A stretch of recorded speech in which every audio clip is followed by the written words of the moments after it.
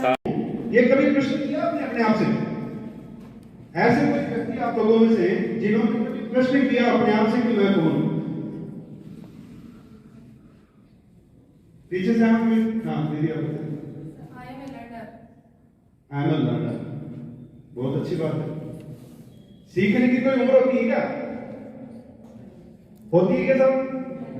तो मेरे दादाजी 100 के आसपास वो शांत हुए, लेकिन उनको हमेशा जो किताब वो कोई उनको पढ़ने का बड़ा शौक था, तो पूछते हुए दादाजी पढ़ के क्या करोगे? नई बात सीखने को। तो सीखने की कोई उम्र। एक चीज यहां पर क्लियर हो गई है, एम लर्नर, एम ब्रह्मास्मि, मैं आचार्य। और कोई बताइए बताइए। हाँ, राष्ट्र निर्माता, बहुत बड़ी, नेशनल बिल्डर। और मैं जानता हूं कि आप में वो शक्ति है और क्षमता है कि हर व्यक्ति से अगर पूछा जाए तो अभी एक शब्दकोश जो है यहाँ पर 165 लोग हैं, 217 में से हम 76% पर हैं। जिले में हम 75 क्रॉस कर गए। सर बधाई हो आपको, तो एटलीस्ट इतना तो आप है ना। अब वो चाहे आपने प्रेम से बुलाया हो या दादागिरी से बुलाया, मुझे पता नहीं है ना। एक शाम पहले मैंने भी थोड़ी सी दादागिरी करी थी उसमें, लेकिन अब ये तय कि जो रह गए वो दूसरे जिले में जरूर जाएंगे। बधाई उनको, आप फोन मैसेज कर देना, बीच बीच में चीजें चलती रहे तो ठीक रहेगा, है ना। सो इधर से कुछ नहीं और कोई बताना चाहे? आखिरी एक पूछते हैं हम लोग। ईश्वर की सर्वश्रेष्ठ रचना। अरे वाह, बजा दो कुछ के लिए ताली कर। इसमें पता लगता है तो बहुत सारे लोग उबासी ले रहे थे सुबह सुबह के सत्र में, हमारे जो है आगे पंक्ति में एक दो पंक्तियों में बैठा है, क्या मतलब थोड़ी और छोले दबा के खा लिया, रात को लाइट नहीं थी उस अंधेरे में कुछ ज्यादा गया। सो अभी भी हमने तो आगे किया था माननीय व्यवस्थापक जी का, आपका आगरा के मौसम के अनुसार कुछ मिले तो व्यवस्था पति ने कुछ व्यवस्था करी थी तब के लिए। सो कहीं न कहीं ये जो प्रश्न है, ये प्रश्न आपको अपने आप से समय समय पर पूछते रहना चाहिए। अगर इसका जवाब कहीं भी से पॉजिटिव आ रहा है, इट मींस कई बार जो माइक को बोलने से पहले हम चेक करते हैं, हेलो चेक चेक करते हैं ना। कभी आपने अपने आप को चेक किया है? हम कहीं न कहीं दूसरे लोगों को चेक करने में रहते हैं, कौन क्या करता है, कौन क्या नहीं करता। लेकिन मैं कौन हूं, मैं क्या करता हूं, कभी हमने अपने आप से प्रश्न नहीं किया। तो कहीं न कहीं हमें अपने आप को समय समय पर चेक करते रहना चाहिए कि मैं कौन वो मैं। आपको अगर पॉजिटिव आंसर मिल रहा है तो बहुत अच्छी बात है।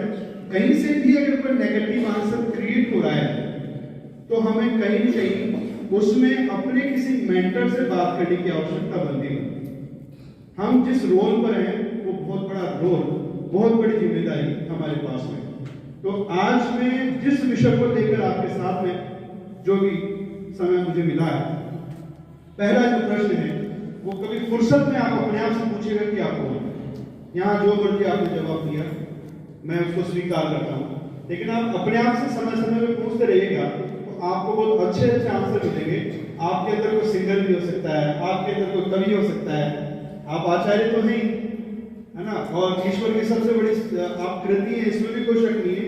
लेकिन आपके अंदर क्या क्या खूबियां और हैं, आप में कौन बसता है, उसको भी कभी बाहर निकालिए। एक रॉक क्लाइंबर था और उसने अनाउंस किया कि मैं फला दिन और एक बड़ी रॉक को मैं क्लाइंब करने जा रहा हूँ, पहाड़ी को चढ़ने जा रहा हूँ।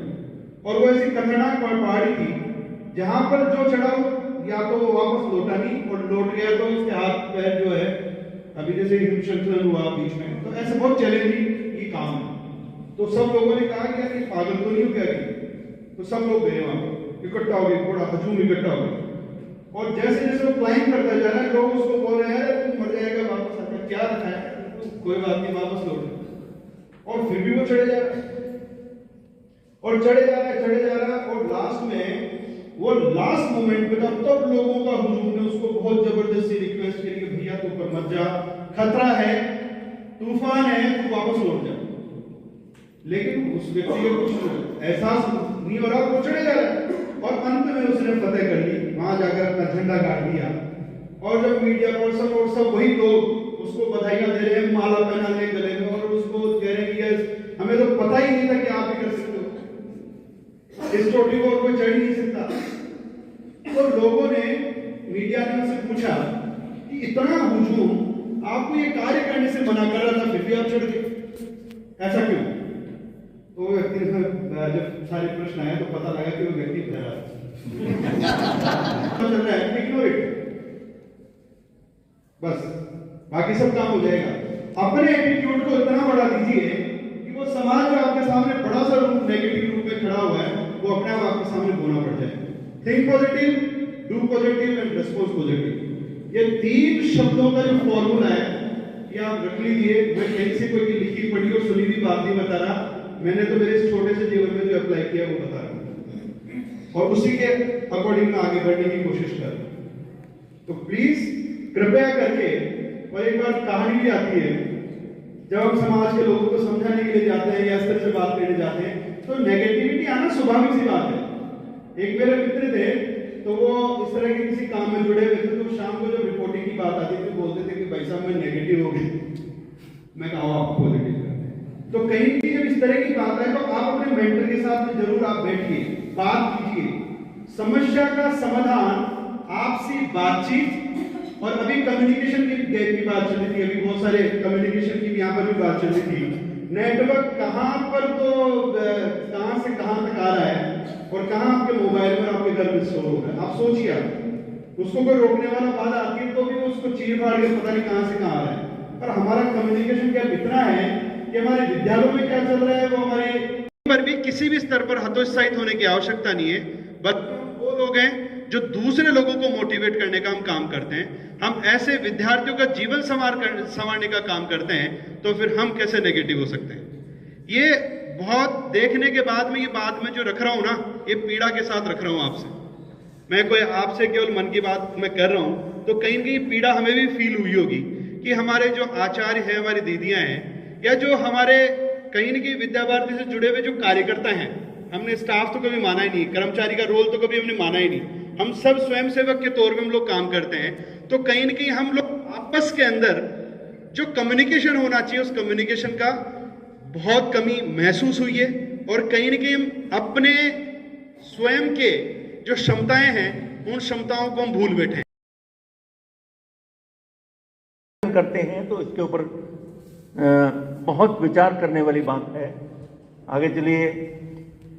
हाँ, तो देखिए, ये जो 21वीं सदी के जो कौशल हैं, इसमें सबसे प्रमुख बताया है अपने को 4C वाली जो बात है, लर्निंग स्किल वाली जो बात है, उसमें भारतीय चिंतन बहुत महत्वपूर्ण है। अपना जो भारतीय चिंतन है, हिंदुत्व का चिंतन है, इसमें एक एक बिंदु इतना गहरा है। हम अगर उसको ध्यान से देखते हैं, करते हैं, और पढ़ के कई दफा हम उसको पढ़ के इग्नोर कर देते हैं, लेकिन उसको अगर गहराई से लेते हैं तो ये हमारे जो पूर्वजों ने, जो हमारे ऋषि मुनियों ने जो हमें दिया हुआ है ना, वो विश्व में नंबर 1 क्यों थे, विश्व गुरु क्यों थे? उनके अंदर ये सारी विद्वताएं, ये सारी कलाएं, ये सारे अनुभव, ये सब उन्होंने समाज के लिए आगे बढ़कर किया था। तो सबसे पहले क्या था, अपना है एनालिटिकल अप्रोच। पहले वाले जो है, आपने उसमें देखा जो सी में सबसे पहले क्रिटिकल एनालिसिस एंड अप्रोच है ना, तो उसमें इसमें भारतीय चिंतन के हिसाब से आदमी के अंदर हमारे यहाँ बताया गया कि हमारी जो अप्रोच होनी चाहिए, हम जो कर रहे हैं उसको एनालिसिस तो करें कि वो सही है, गलत है, कितना सही है, कितना सही है, मैंने जो किया उसका 50% सही है या उसकी दिशा में, या मैं बालकों को जो दे रहा हूँ तो कितने % दे रहा हूँ या कितने % बालक ग्रहण करते हैं। तो हमारा अप्रोच शुरू से ही जो भारतीय चिंतन रहा है तो उसमें एनालिटिकल अप्रोच रहा है। और दूसरे नंबर पर है एविडेंस बेस्ड अप्रोच। ऐसा नहीं है कि केवल बस बता दिया कर दिया,